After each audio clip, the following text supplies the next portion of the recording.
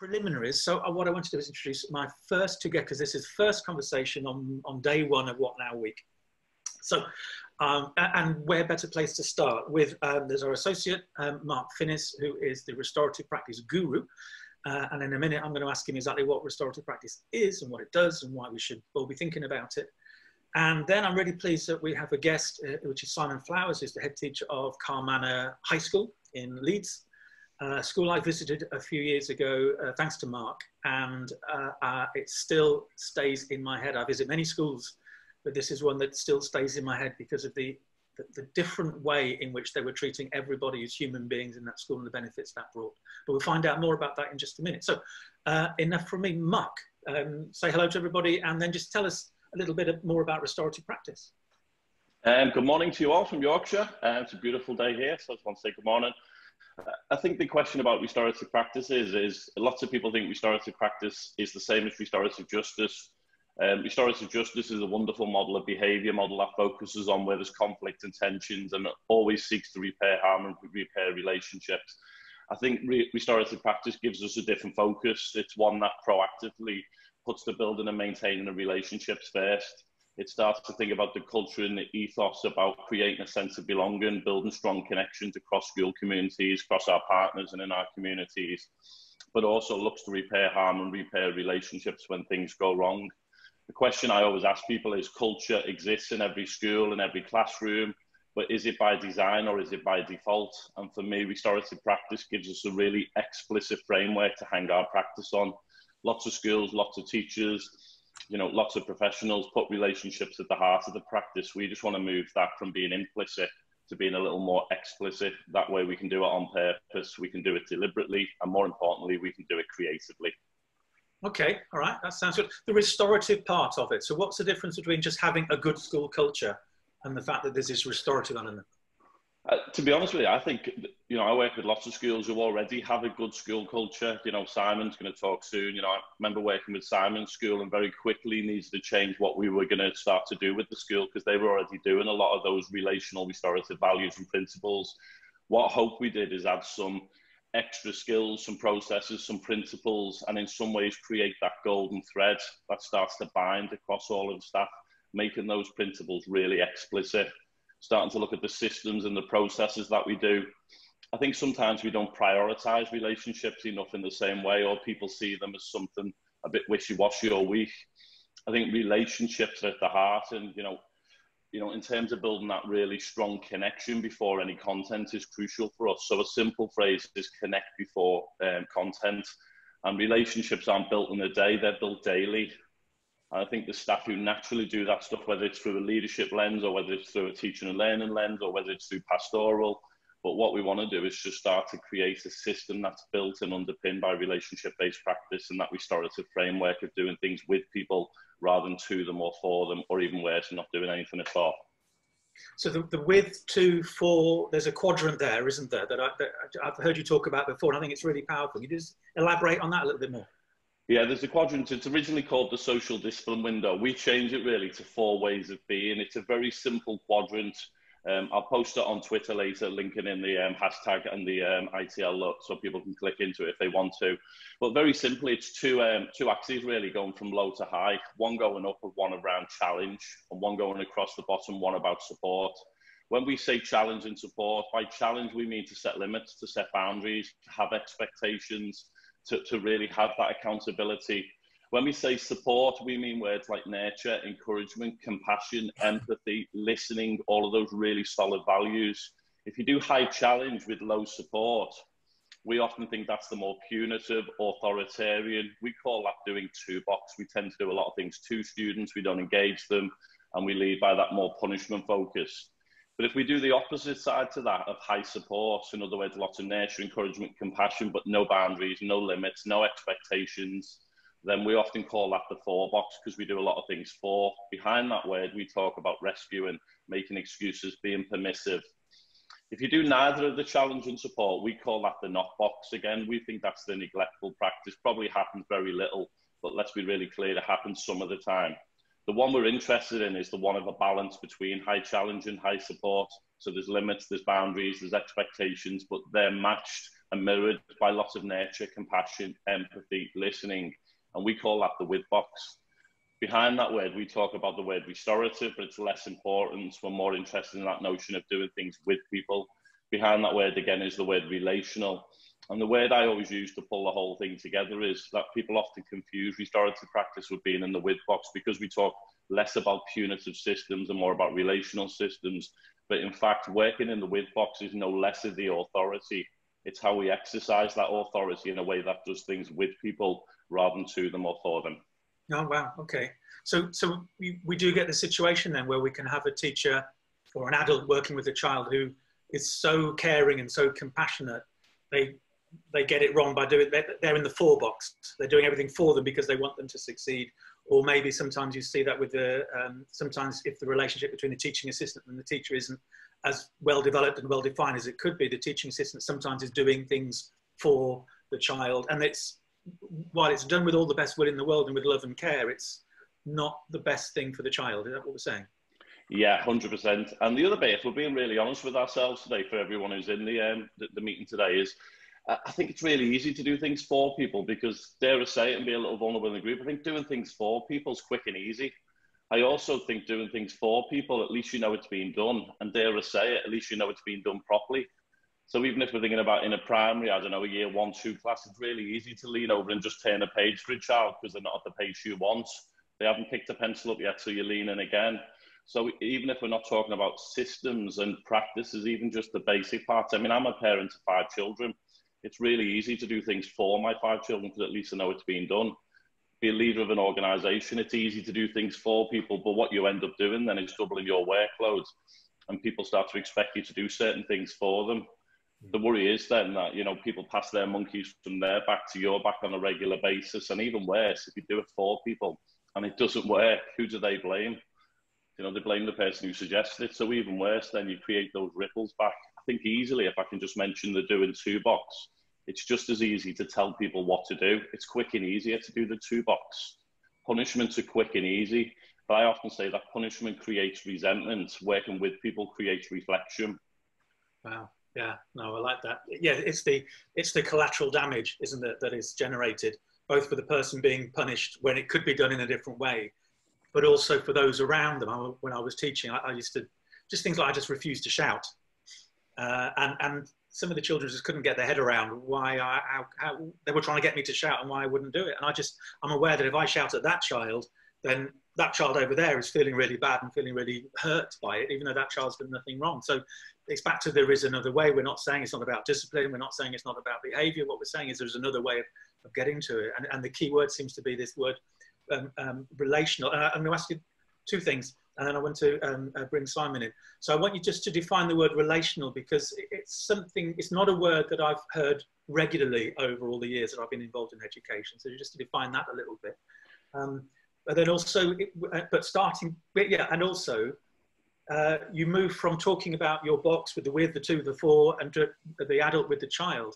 But then you moved into, from a sort of a leadership and management point of view. Can you just elaborate a little bit more on how it's a model for adults working within the school and for leaders working within the school? Yeah, I mean, if it's helpful as well, I will share it, but I've just, you know, just in terms of it, hopefully you can see that in terms of it. Don't forget, I will share it, but I just thought to hold it up for a second, and that way you get a bit of a flavour. You'll also notice the colour coding linking into your question. Is that quite clear, Ian? Yeah, that's good. Yeah, We'll at ITL Worldwide on Twitter, yeah. We'll put it out there as well. Or people can email me, ian@independentthinking.co.uk, and we'll send it across. The reason I wanted to hold the cards up just for a second or two is this colour coding. I think there is times, whether it's through a leadership lens, where we do need to do things to people. I mean, Simon might share a little bit when, you know, as a leader in his school, you know, he has a very clear vision for his school, which means on occasions he will expect certain things, I imagine, and he'll tell me off if I'm speaking out of turn in a few minutes. And there's also probably times when you need to offer a lot more support, especially during COVID. There's going to be some staff and some children coming back into school, or even at the moment, who are going to need a lot more nurture, encouragement, compassion and empathy to reconnect back with us. So there is times when we need to do the to and the for, you know, in terms of getting back into that with box. I think the first question you asked about the word relational, I have a phrase that the language we use to describe an experience often becomes the experience. I think the challenge is to start to be much more explicit about the word relational. And I think to break that word down, we talk about build, maintain, and repair within that relational framework. We also talk about build connection, build belonging, build community, just keeping it quite simplistic this morning. So if you start to really describe, you know, the experience you want to create, then you have to use some of the language to match some of that work for us. And even when we talk about build strong connection, even another little phrase to think about at the moment is Brené Brown talks about sympathy drives disconnection and empathy drives connection. Again, if we're thinking in the current context, unless we start to put relationships absolutely central.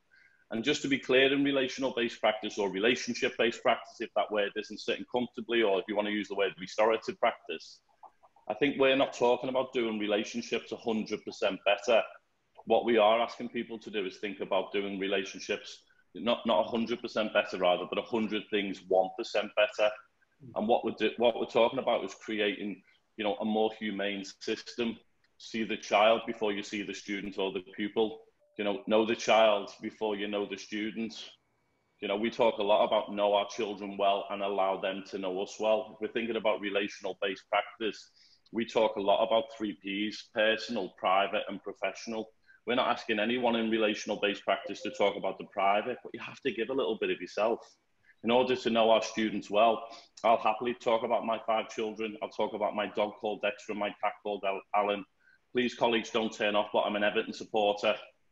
But I'll happily talk about football. You know, I work in Yorkshire and worked in Hull schools, and I've been in Leeds. Rugby's bigger than football, because obviously Leeds hasn't got a football team, have they, Simon? But on a serious note, see, it's great he can't reply. But on a serious note I'll look for the rugby result, because then I can talk about rugby on a Monday morning at the school gate. You know, I'll talk to children about various interests where we can build strong connection. So that even that bit about relational, we want to start to be explicit about know our children well, not just know the name, but know them really well and also allow them to know us well. Okay, no, that's lovely. It's being your authentic self in the classroom is a huge part of that, isn't there? You talk about empathy, difference between empathy and sympathy as well, and I think that's important. And the best definition of empathy I can sort of come up with it's compassion with imagination. Because anybody can be compassionate with somebody who's right in front of them, but you have to do it in a way where it's not right in front of you, but imagine what they might be feeling and then work from there. And I think it's important to have the distinction between empathy and sympathy. Thank you for all that. I want to bring Simon in now, if he opens up his mic. I'll let you, Mark, I'll let you introduce Simon though, because you introduced me to Simon and to the school a few years ago. What makes Simon School special for you, just briefly, and then we'll bring Simon in, and I'd like Simon just to describe a little bit, forget the COVID and forget the pandemic and the school closures, what's sort of daily life and weekly life like in Carmanor that makes it so special? So I'll get Simon to do that, but if you bring Simon in first, Mark, for me. I think Simon Flowers, you'll know very quickly that Simon is, you know, you talked about the word authentic. I think we talk about child-focused practice, child-centered practice, but I also think we need to throw in the word staff-centered practice. And I think when I met Simon for the first time, he's a force to be reckoned with, just to stay up front. He's certainly a very charismatic, very emotionally intelligent leader, but one that is very driven around the needs of children. And I think, you know, we've heard a phrase a lot around behaviour or this type of work where people use the phrase that, you know, all behaviour is nothing more than a display of an unmet need. But what does that even mean? I think when I first met Simon and spent time in his school with his amazing staff team, and it was that it's very needs driven. It's not driven about a banner on the gates from Ofsted. It's driven about what's right for his children, his families, his community wider, and more importantly, his staff. And he's one of the most inspiring leaders I've ever met. And I mean that sincerely and authentically this morning. He's a man that I've had the privilege of working with. And yeah, he's just an inspiring man. Great. Okay. Well, Simon, and that's from a man with a cat called Alan. So we have to. So Simon, thank you for joining us. And I, from what I've seen of your work, I agree wholeheartedly with Mark's analysis. Describe a day in the life of Carmanor. What makes it special? Thank you, Ian. Thank you, Mark. That's very generous of you. Morning, everybody. I'll answer the question. Just set the context slightly. Carmanor Community School is a through school. So we go from 4 to 19. It's an urban school. It's set in the city centre or near the city centre, and serves a very complex cohort of children and families with complex needs. But it is a comprehensive school with a range. I've been here a long time. I've been here 15 years now, working in the school and beyond. But this is my home. This is my base, and where we've developed a lot of practice. So what it looks like, we have a choice to make, don't we, as school leaders? Do we want to what metrics do we work to? What do we regard as successful practice and successful outcomes for children? And we set our stall out really quite quickly a long time ago, realizing that the challenges the children faced, and therefore we faced in trying to get them to the right destination. The challenges were very large and wide-ranging, and we felt that the way to get there, to get to the point where the children were successful, was to take a relationship-led approach. So we started building processes and systems based on very clear, explicit values, 4 values that we work to, and systems and processes that would allow us to build relationship, build capacity, social capital across the school, to build trust, and with the trust to be able to work restoratively. We didn't know about restorative practice at the time.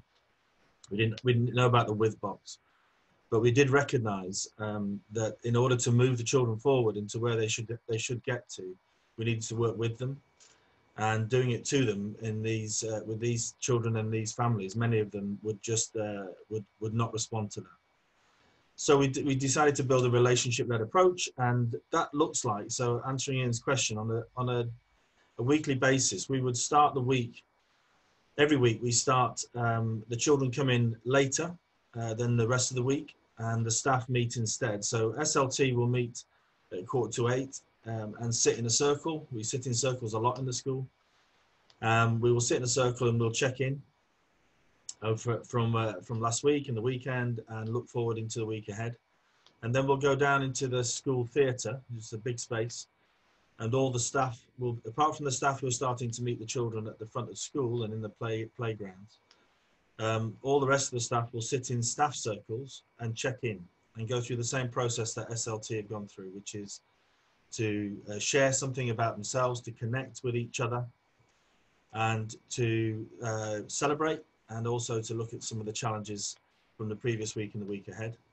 And of course, I've got the whole staff in front of me sitting in circles, so I can set questions for them, I can brief them, I can share priorities, and prepare them for their conversation. Where they go next in the morning is to their children's circles, and the children will sit with the staff in coaching groups. So every member of staff in the school, bar a small team, every member of staff has a coaching group of children from different ages. So it's a vertical group, no more than 10 children.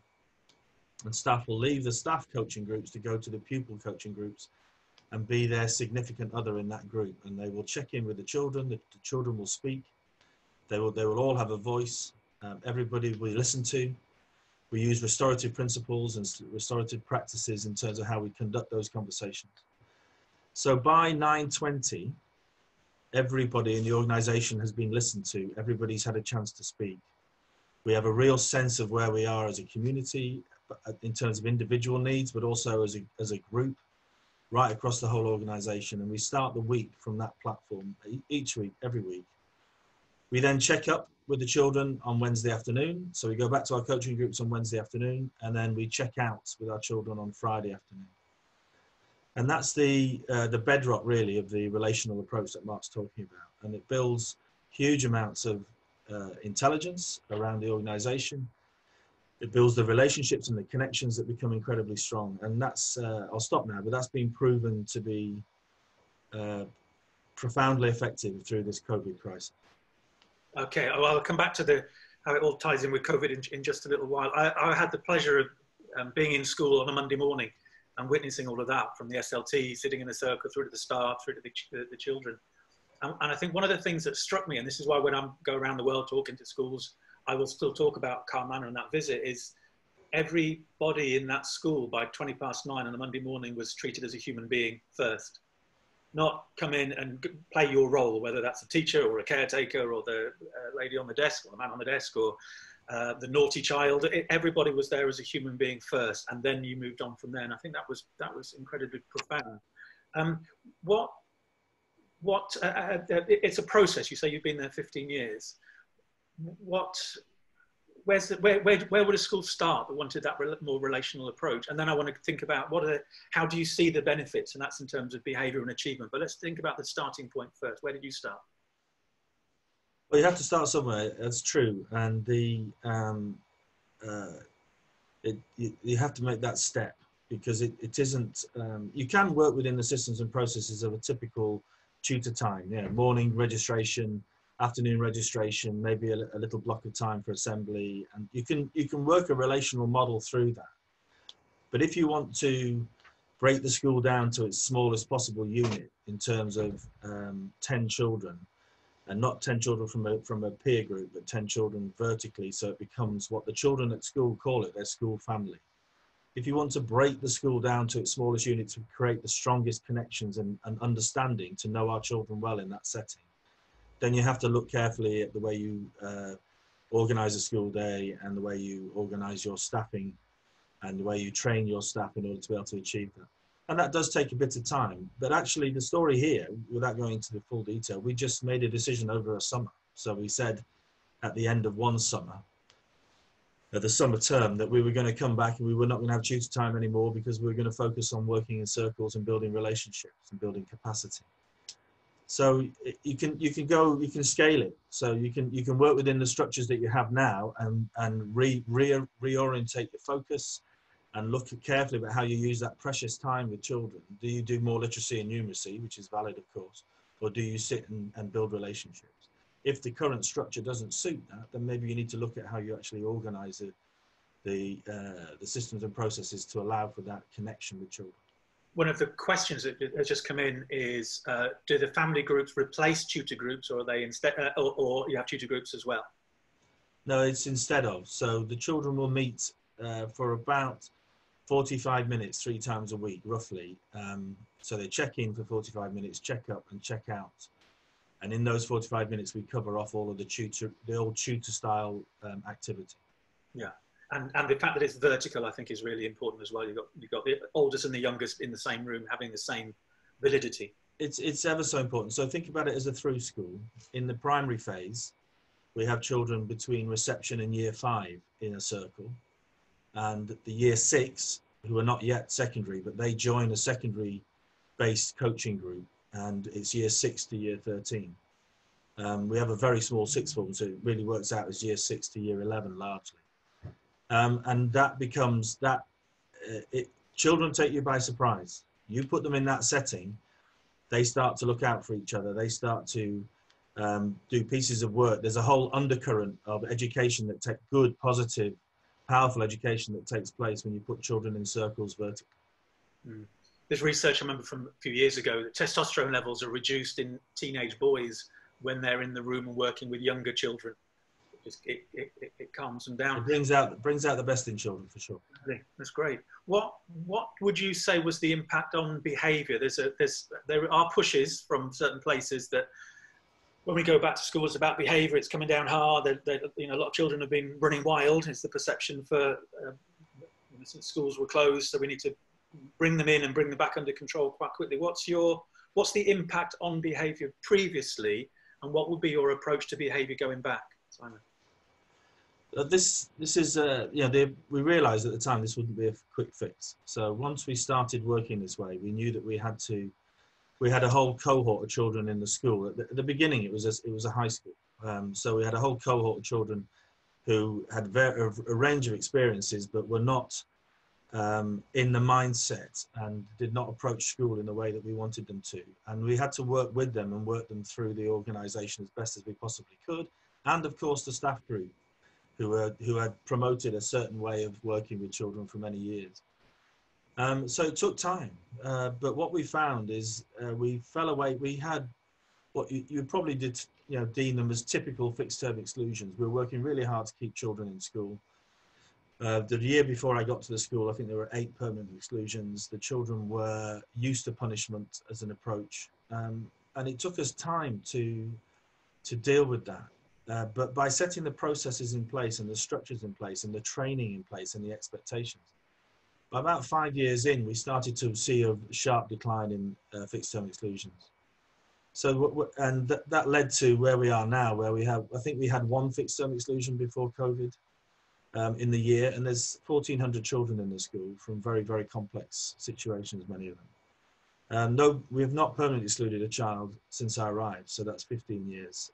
We just shut the back door. We said we're not letting anybody out the back door. If you come in, they stay with us.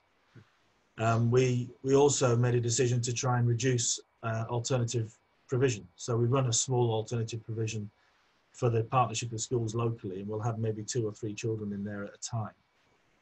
But we have no other children out on alternative programs. We used to have an inclusion room in school where children would have time out if they were struggling with whatever it was, that either the learning or how they'd come in in the morning. That room's been closed now for nearly 2 years. So the school, the children themselves and the staff are equipped, both children and staff are equipped to understand how to work in a relational way and to resolve, to restore the relationship as it needs to be in order to be able to move forward together. And that's a long piece of work, but we saw that it's starting to grip from a very low base. We saw it starting to grip almost immediately and take real grip, maybe 3 or 4 years into the program. Okay. Well, and can I ask things like attendance? Is that? Yeah, attendance has been, it was shocking. It was in sort of mid-80s actually when I started, and we're in the mid-90s now. And that's a long battle. Attendance is you know, the school culture does have an impact on the attendance of pupils for sure, but actually there's a lot of other issues that play out in the community that have a very big impact. And yeah, sure. Yeah, the prize really, what we're chasing hard is how we continue to develop our relationships with families and how we build more of an understanding about the relevance of school to some of our families who find that difficult. Okay. A question has come in, and I want to open that to Mark as well, is to the extent to which teachers can be, how do we build trust for the staff to be their authentic selves? And there's a sense that the encouragement, the training, the expectations of new teachers coming in isn't to be their authentic selves. And you've still got, and it's still being talked about, the don't smile till Christmas. It's still out there doing the rounds. So how do you build that sort of trust that it's safe to work in that sort of way? If I ask you that, Simon, then I'll bounce that one to Mark as well, who works across schools and in sort of local councils as well, and children's services. Well, yeah, without the staff, it doesn't work. So we have to be very, very, very clear about the school's values, keep them simple as possible, be very clear in our training about the negotiables and the non-negotiables. So if colleagues are working at Carl Manor, it doesn't matter if you're a teaching colleague or a support member of staff, in whichever role, you will have a coaching group, you will receive training on how to be an effective coach. Some staff have found that difficult historically, but in the past and have left. And of course, we appoint every member of staff now with that in mind, and have been doing for a decade, where if you join the school, you join as a coach. All staff are pupil facing. And if you have that platform, then you can train and develop people. And of course, often we find the support staff who didn't train to be pupil facing necessarily, like teachers have, become very effective coaches, because they become very strong advocates for the children instead of tutors to the children. The coaching role, we see the coaching role as an advocacy role, and sitting beside the child and looking at the child's future together with the child. Right. And what we find is staff actually can do that. They want to work in a school because they care about children. They want to work in school because they care about children's futures. And to be a strong advocate is not actually a very large step. To be a strong tutor is a larger step, and we don't want that relationship. We want the advocacy relationship. So it is about training. It is about explicit, clear values and mission. And it is about recruiting people who actually get this. And trust is coming through as well. You trust in the teachers are trusting the children that it will be, and that trust allows them to be themselves. Yeah. If you imagine a conversation with children 3 times a week in that detail, children build a very strong connection, because children do, a very strong connection to each other and to the coach. And in those conversations, significant amount of information is shared. And it becomes, as you said earlier, I think it was Mark was actually saying, you get to know about the child's life and you connect to the child around their interests and their successes and their failures and their anxieties and their celebrations. And it becomes very strong. And in that, you build that capital and you build that trust and you build that strength to be able to challenge children. So this restorative approach of high challenge, in that setting, you can lay down very high challenge because the children know they have the support. I think that there's a word belonging as well, which comes across loud and clear. Yeah. And that sense of family, that sense of belonging. And we know that there are issues around the children. It's natural to want to belong. And if I don't belong to my school, I'll belong to something else. And maybe that's the gang. Maybe that's the people who are not going to have my best interests at heart. So you hit the belonging nail right on the head. Just a quick point of order. I think some people are putting questions through on the chat. I'm not looking at the chat thing, so maybe Nina can keep an eye on that. But there is a Q&A box. If you've got questions, I can try and keep an eye on the Q&A one. So that's the place for any questions that you might have. Mark, how do we build trust in a high stakes world where name and shame and results and data and performativity seem to rule? I think Simon mentioned about what you count. I think it's the Einstein quote, but please forgive me if it's not Einstein. But, you know, he says that not everything we count counts and not everything that counts can be counted. And I wonder if sometimes we hit the target sometimes, but miss the point. So if we're thinking about exactly what we want to track in terms of, you know, do you have a behaviour management policy or would you consider a relationship policy to enhance learning and achievement? Do we work with what's strong or what's wrong in our children, in our staff? Do we magnify strengths or weaknesses? You know, do we catch our children and staff getting it right more than we catch them getting it wrong? That's all about culture. And I always say the removal of threat is not the same as creating safety. So, you know, just thinking about some of the systems, I think we've talked a lot about the proactive sides of relationship or restorative-based practice, the build and the maintain.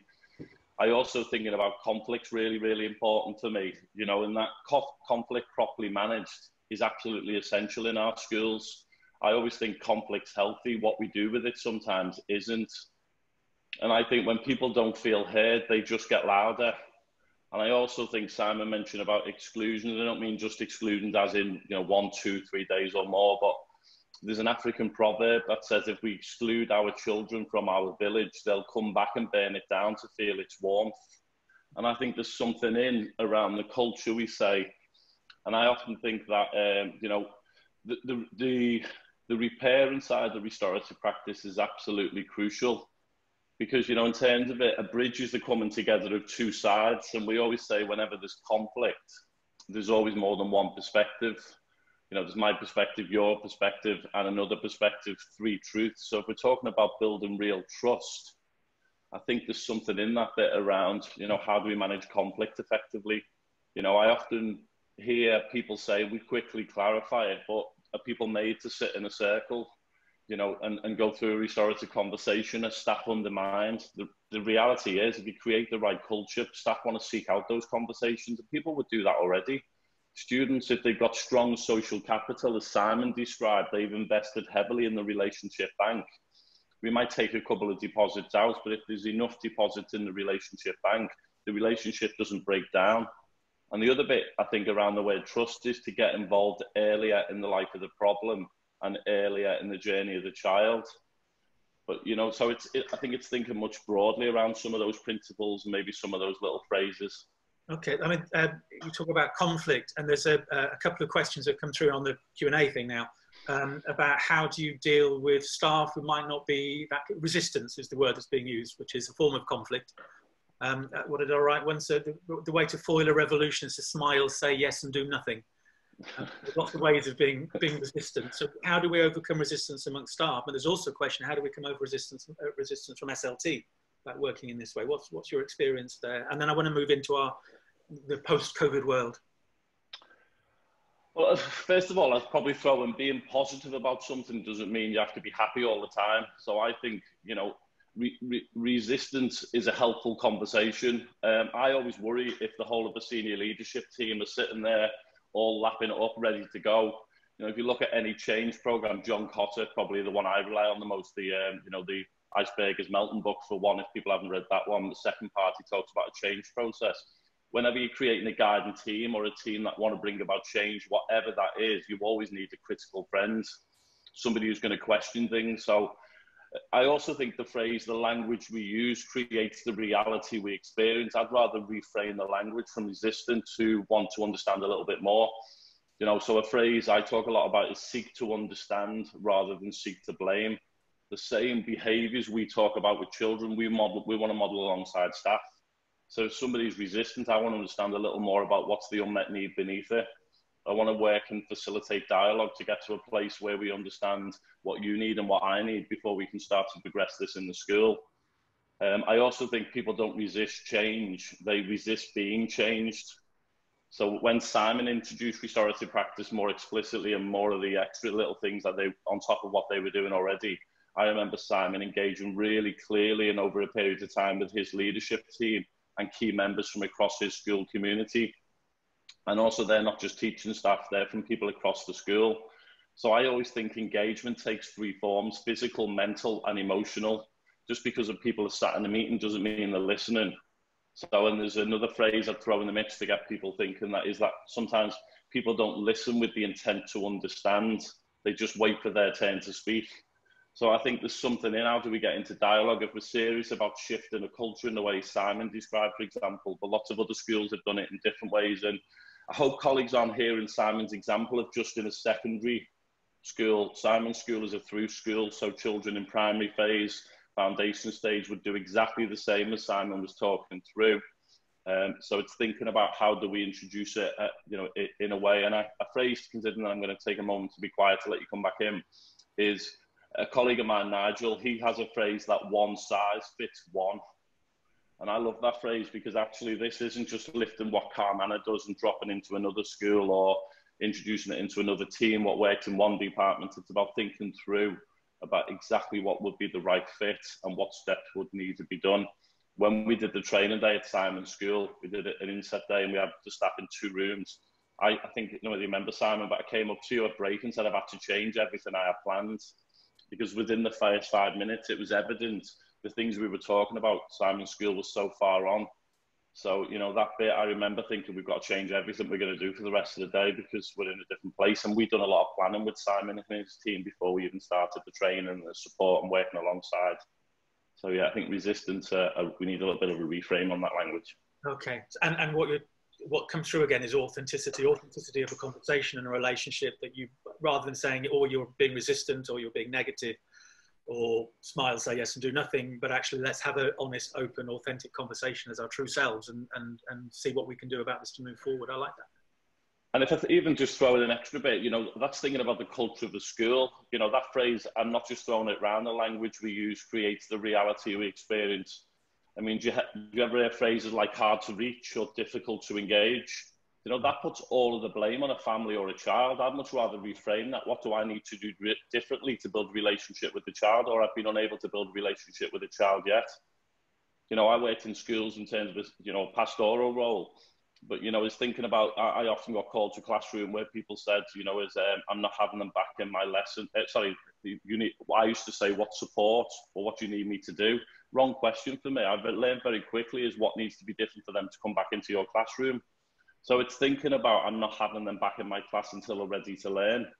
Well, what do we need to do together so they can come back into your class to be ready to learn? Challenging behaviour is another phrase I hear in schools. You know, let's reframe it from challenging behaviour to de-stress behaviour. That moves us from the 2 box, that punitive authoritarian, to one of empathy and relational. The child's distressed, what do we need to do differently? So I think that phrase around reframing language is huge. You know, I love abbreviations for sandwiches. BLT, but I really struggle with calling children lack children in schools. You know, children first. You know, let's leave the labels on jars and not on children. You know, when I do a lot of work on SEND strategies, special educational needs and disabilities, it's quite often a deficit model rather than a strength-based model. Disability or different ability. I'm having a bit of a rant now, Ian, so I'm going to be quiet in a second.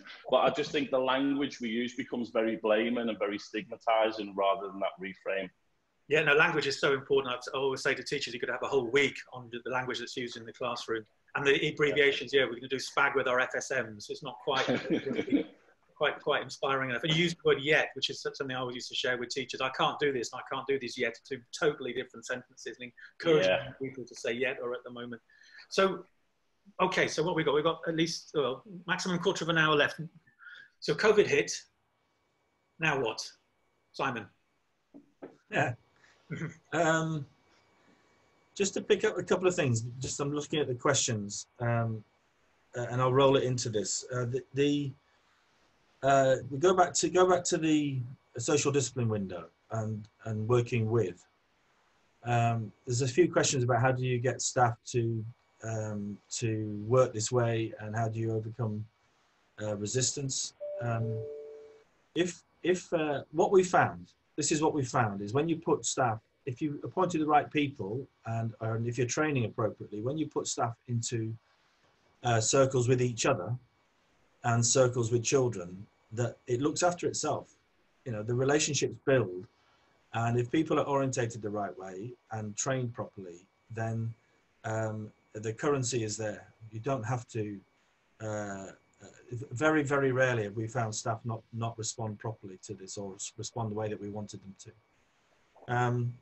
We did a Zoom meeting the other day with 180 staff, and the tech team, I don't know how they did it. They managed to put together this the ability for staff to go to their coaching groups, as in their staff coaching groups, their staff circles. So midway through the meeting, a button was pressed, and all the staff disapparated into somewhere else. And then they all came back again later on, and we finished off the meeting. And the feedback was overwhelming. This is a group of people who are used to checking in with each other every Monday morning and being in a supportive environment, but in a challenging environment where I'm able to speak to them, and other colleagues are able to speak to them, and their circle leads are able to speak with them about what we need to do better and how we need to move forward, and what they're going to be talking to their children about in coaching groups. So they're used to that dynamic, and how to QA that is really interesting, and a bit of a puzzle actually. But what I found through that feedback from that Zoom, those Zoom meetings, is they'd really missed each other, and they had a fantastic time, and they've asked when we can next do that again. So part of the answer to the question about resistance is, yes, I have to go into the toolbox sometimes. I have to sit in there and say, we are going to work in this direction as the school leader. We are going to organise ourselves in this way. If you need additional support around that, if you need additional training, then we want to provide you with that.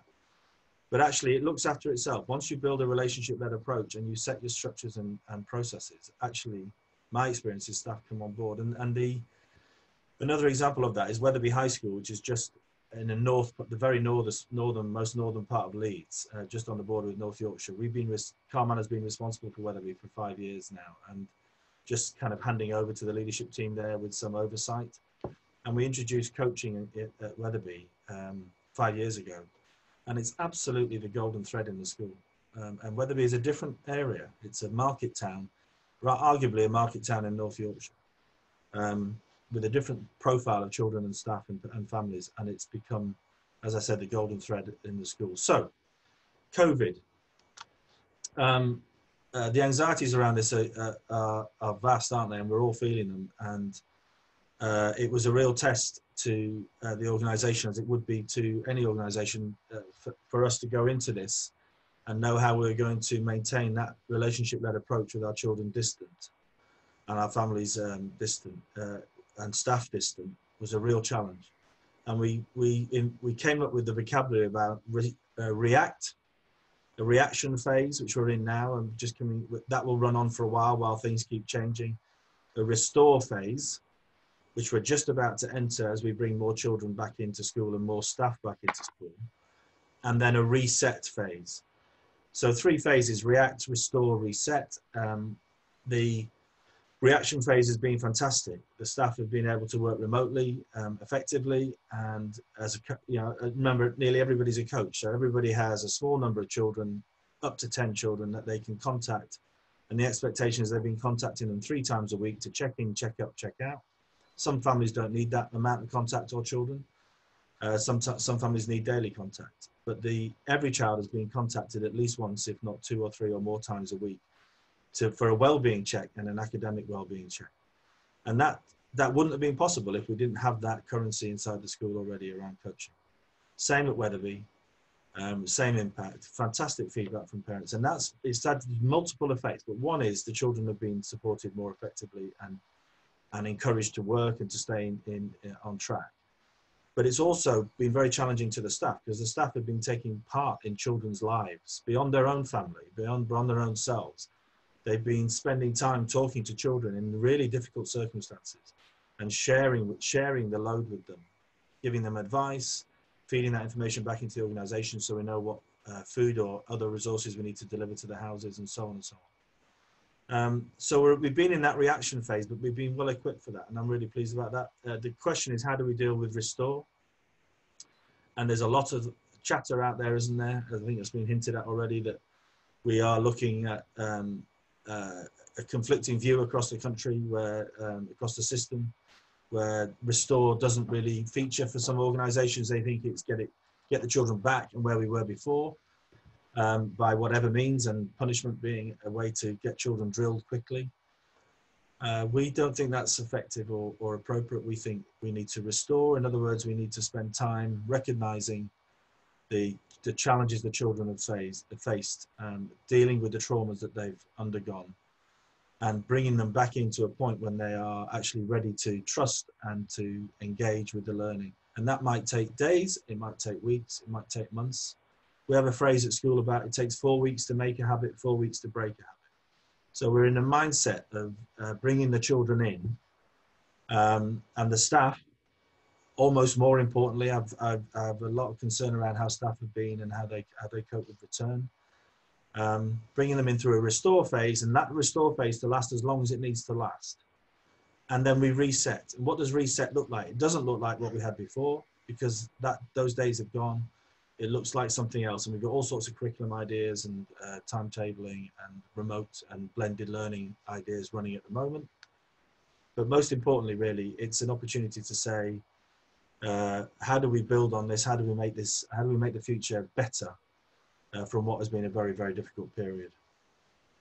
And part of the reset in the conversation we had recently, bigger than just surviving and getting into the world of school again after COVID, is your view on what's important and how we should be measuring schools, and how you can just reset that, at least one school at a time.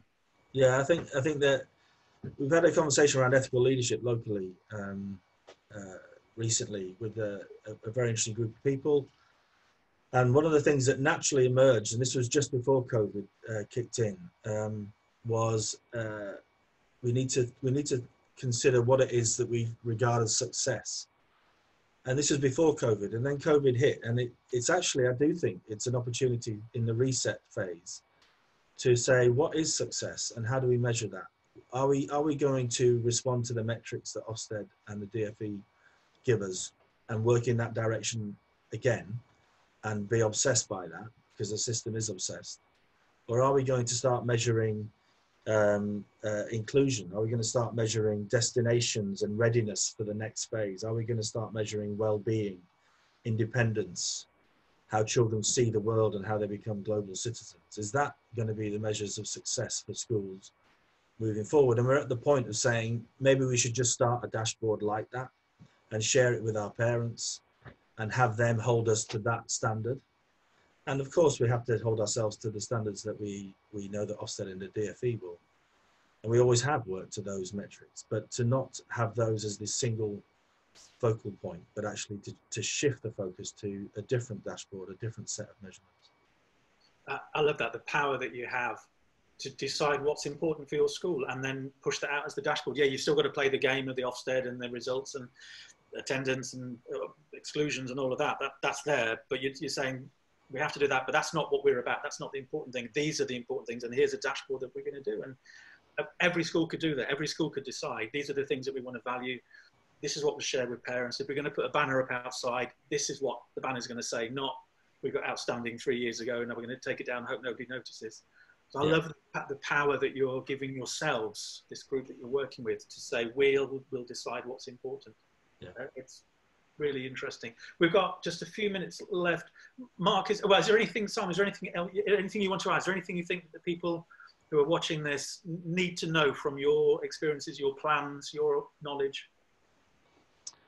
I think we've covered a lot of it. I mean, there's masses of detail, I guess, and lots of questions to be answered. I'm sorry I haven't been able to answer the questions as we've gone along necessarily. I've answered some of them.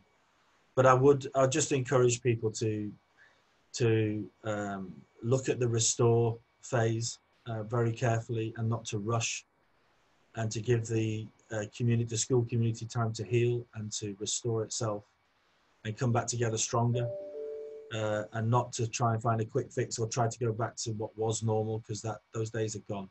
There's a restore document out there. There's a framework that a few of us have put together called Restore, which is really helpful, I think. And if I send that to you, Ian, maybe people can send that to me, and again, we can put that out via at ITL Worldwide, or Ian at independentthinking.co.uk. We can let people have that. Okay. Yeah. Okay. Thank you ever so much. Thank you, Mark. Do you want to a last word?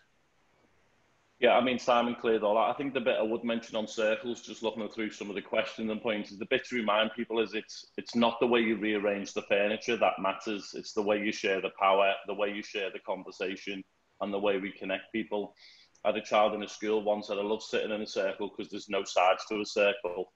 And I just think, I have a phrase that everything looks better when you put it in a circle, because you put it in the middle. We sit by side, and we get to shared solutions and shared understanding. I also think, a phrase I would ask people to consider, it's not a say, it's just, don't do scaremongering, but do caremongering. I think there's something out there around, is that we should be focusing on our and others' mental and emotional health is far more important than anything else right now. And I also think, as teachers and school staff, be kind to yourself and don't judge how you're coping with this based on how you see other people coping. I wonder whether people are measuring themselves against others, whether that's students, children, or whether that's staff or leaders. I think, that bit about being kind to ourselves is crucial at the moment. Yeah. And measuring against others. And that brings us back to the whole catching up and the gap. And what's coming through in this conversation, other conversations that I've had with the schools that are putting humans at the centre, is let's think longer term. There might be things that we can do in the short term to close close the gap, as if there wasn't a gap there before anyway, or to help children catch up, but I'm not sure what we're all catching up with. But actually that might do longer term, that might do more damage anyway. And it's what do we want the adult to look like? What do we want society to be like later on? Because the things that we do now going back will have an impact on those adults in 5, 10, 20 years time, and on the society that those adults then lead. And I think this is hugely important that we focus on the restore part of that. I love that. Restore and then the reset. I mean, then we go from there. That is just about time. Sorry if we didn't get a chance to answer all the questions. We'll do what we can. If we can save those questions, or if you desperately needed it, then just drop me an email in independentthinking.co.uk.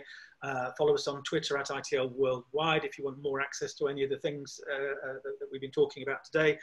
www.independentthinking.co.uk or .com. You can find out more about us. Remember to NHS Relief Project or Winston's Wish or Big Issue or the RSPB to send some money their way. They will very much appreciate it. And thank you, Nina, working away there in the background. And thank you ever so much, Mark. I look forward to sharing a pint with you at some point in the near future, whenever that That's good.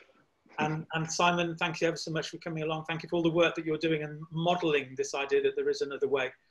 It's incredibly powerful. Keep it up, and I'll owe you a pint as well next time I'm up your way. Sounds good. Okay. Thank you. Nice. Thank you. Nina, I'll let you switch off.